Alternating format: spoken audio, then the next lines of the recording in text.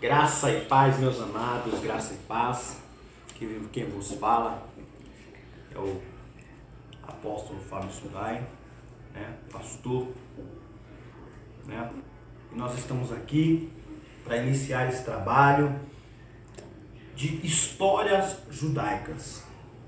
Histórias, aleluia, que você encontra nos livros do povo judeu, que são histórias baseadas na Bíblia. E eu quero sempre afirmar a você que for usar essas histórias nas suas pregações, sempre relata as pessoas, declara às pessoas que são históricas, retirada dos livros judeus, da cultura do povo judeu, para que não soe com um som de heresias. Heresias nada mais é de que coisas que não estão na Bíblia. Então isso são histórias tiradas de livros judeus, de faculdades do mundo teológico, onde você aprende a maioria delas na escola, na faculdade teológica. E eu quero passar isso para você. Hoje nós vamos falar sobre Lucas capítulo 7, versículo 11. Que fala sobre a viúva de Naim. É isso aí, a gente vai falar, aleluia, louvado seja o nome do Senhor, de algumas coisas que você não encontra no capítulo 7, versículo 11 de Lucas, que está, aleluia, na história, que está no livro de costumes judeus. O primeiro ponto que eu quero falar, que a viúva de Naim, Naim não é o seu nome, é o nome de uma cidade. Nós sabemos, pois então, que Jesus vai até essa cidade, a cidade de Naim, e ali Jesus vai fazer um milagre do que? De ressuscitar o único filho dessa mulher. O primeiro ponto que eu quero frisar a você: a cidade de Naim era uma cidade rica, uma cidade murada, uma cidade muito rica, uma cidade que tinha uma aparência maravilhosa, tá bom? O segundo ponto que eu quero frisar a você, que na cultura do povo judeu, mulher não se trabalha. Você sabe que mulher não se trabalha. Na cultura do povo judeu, mulher não se trabalha. Isso é muito interessante, muito importante para você trazer na pregação. Por quê? Porque isso vai enriquecer, isso vai dar detalhes impressionantes, importante para a tua pregação. Por quê? Porque essa mulher, ela não perdeu somente o seu filho, ela perdeu a sua vida financeira, ela perdeu a sua vida familiar e ela perdeu a sua vida conjugal. Por quê? Porque na cultura do povo judeu, se essa mulher que se casar não tiver filhos, se o seu marido porventura vier a morrer, ela não pode se casar de novo. Então esse aqui em Lucas capítulo 7, versículo 11, da viúva de Naim, vai nos falar que essa mulher tinha seu único filho. Então ela perdeu vida conjugal, vida sentimental, vida financeira, e vida familiar, um verdadeiro desastre na vida dessa mulher. Mas Jesus foi ao teu encontro, para mudar a sua história, mudar o seu cativeiro, para que o nome dele venha a ser glorificado, Quarto ponto que eu quero falar para você: quem ia sustentar, quem sustenta uma viúva do povo judeu, uma mulher, na cultura do povo judeu, é o filho homem. Você lembra dos dízimos, as ofertas, os dízimos e as ofertas, as viúvas, e os órfãos. Então ela viveria, sendo da tribo de Levi, dos dízimos e oferta dos órfãos e viúvas, que é citado na Bíblia. Mas não vamos entrar nesse detalhe. Esse detalhe é um detalhe bastante longo que eu vou entrar em outro dia, Mas sabemos, pois então, que quem iria sustentar essa mulher era este filho. que por acaso era o único filho que essa mulher tinha. Então, relembrando a você, ela perdeu tudo: vida financeira, vida sentimental e vida conjugal, né? Então, foi uma situação completamente difícil para essa mulher, né? Quinto ponto para você enfatizar na sua pregação: Naim. O que significa Naim?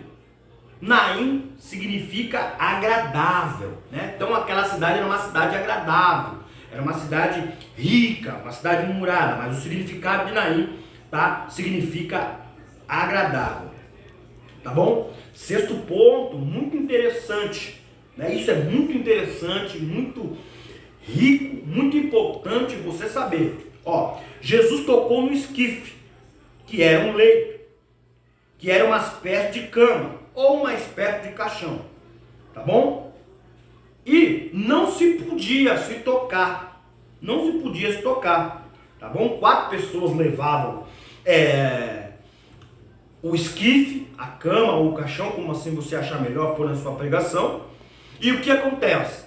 Na lei de Moisés, né, que são aqueles mais de 500, não me lembro agora, depois eu vou falar de fato quantos mandamentos são na lei de Moisés, né? Um dos mandamentos era que não se poderia carregar, né, um esquife, uma cama ou um caixão a menos de 70 centímetros do chão. Por quê? Porque se tocasse no chão, o chão ali se tornava impuro, né? Ou amaldiçoado, né? E Jesus ele toca no esquife, né? Jesus ele toca no esquife. E ao tocar no esquife, o que acontece? Jesus se torna impuro, né? Mas na verdade ele não vai se tornar impuro. Por quê? Né? Jesus, o que ele teria que fazer? Voltar a Jerusalém, ir no templo, se purificar de uma água, né, da bezerra vermelha, né, que é a água da purificação do povo judeu. Lembrando a você que a bezerra vermelha, né, na cultura do povo judeu, né, era sacrificada para o quê? Para o sacrifício da purificação, né, de quando uma pessoa estava impura, né, quando o povo estava impuro, né. Esse, aleluia, é o 8º ponto, né. Louvado seja o nome do Senhor. E Jesus ele não voltou, né. Jesus ele não voltou, né, para Jerusalém. Essa pessoa ela ficava contaminada por 7 dias, né? Por 7 dias. Você que lê um pouquinho a Bíblia, né? Lembra dos leprosos que tinham o leprosário lá, né? Tinha o leprosário, né? A pessoa quando estava impura, né? Ninguém podia se assentar, né? Levítico fala isso. A pessoa não podia nem se assentar onde a pessoa, né, que estava leproso com hemorragia, né? A mulher naqueles dias, né, tinha que, se alguém encostasse ou sentasse, tinha que ir até o sacerdote e se purificar, né? E essas pessoas ficavam 7 dias, né? 7 dias. Cada caso tem os dias, mas hoje eu vou trazer somente o caso de Jesus aqui, que ficaria 7 dias, tá bom? 7 dias, 7 dias impuro, né? Jesus não voltou para Jerusalém. Por quê? Porque Jesus, ele foi o único que se tornou profeta, rei e sacerdote, né? E futuramente se tornará juiz, né? Somente Jesus ele pode ter esses 4 atributos, né? Rei, profeta, sacerdote e em breve Jesus voltando e a igreja indo para a glória, voltará para julgar o teu povo, né? Lembra da história de Davi, né? Quando Saul ele foi rejeitado por Deus porque ele era profeta. Lembra que quando Samuel ungiu ele como rei, né? Ele profetizou, né? E ele queria era rei e queria ser sacerdote. Lembra que quando ele foi para uma guerra, determinada guerra, ele queimou o sacrifício como um sacerdote, né, e Deus o rejeitou, né? Por quê? Porque esses atributos só poderiam ser de Jesus, do Messias, do Filho de Deus.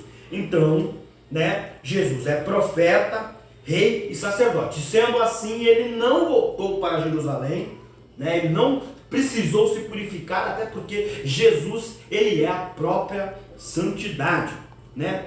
A décima, né, o povo ali naquela cultura dizia que o quê?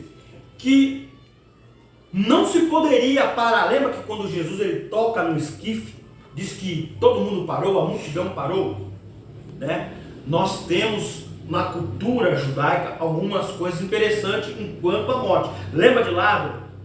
Que Jesus ficou 4 dias, né, após a morte de Lázaro para ressuscitá-lo, né, que segundo a cultura deles, né, depois de 4 dias não poderia mais retornar um corpo, né, uma alma para o corpo, né? E Jesus esperou os 4 dias justamente para mostrar que ele é o Deus, né, que tem sob tua mão a chave da vida e da morte, né? E ele tem sob as tuas mãos o controle da vida. Ele é o próprio Deus.